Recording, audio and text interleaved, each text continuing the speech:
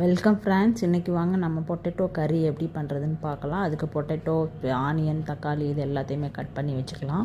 அதுக்கப்புறம் வந்து பார்த்திங்கன்னா ஒரு பேன் வச்சுட்டு அதில் ஆயில் 2 ஸ்பூன் விட்டுட்டு ஸ்பைசஸ்லாம் ஆட் பண்ணிக்கோங்க. இந்த சைடிஷ் வந்து பார்த்திங்கன்னா நீங்கள் சப்பாத்தி, இட்லி, தோசை, சாதம் எல்லாத்துக்குமே சாப்பிட்லாம். பயங்கர காம்பினேஷனாக இருக்கும். அதுக்கப்புறம் வெங்காயம்லாம் போட்டு நல்லா வதக்கி விட்டுட்டு அதுக்கப்புறம் ஒரு தக்காளி சேர்த்துக்கோங்க. நான் 2 பொட்டேட்டோ அளவுக்கு எடுத்திருக்கேன். இதுவும் நல்லா ஃப்ரை ஆனதுக்கப்புறம் நம்ம மசாலா சேர்த்துடலாம். சால்ட்டு, வீட்டில் அரைச்ச மிளகாத்தூள், மல்லித்தூள், மஞ்சள் தூள், கரம் மசாலா, கொஞ்சமாக 1 ஸ்பூன் அளவுக்கு சிக்கன் மசாலா இதெல்லாம் சேர்த்துக்கிட்டிங்கன்னா உங்களுக்கு சிக்கன் கறி சாப்பிட்ற மாதிரியே இருக்கும் ஃபீலு. ஸோ அதனால் நீங்களும் இதே மாதிரி செஞ்சு பாருங்கள்.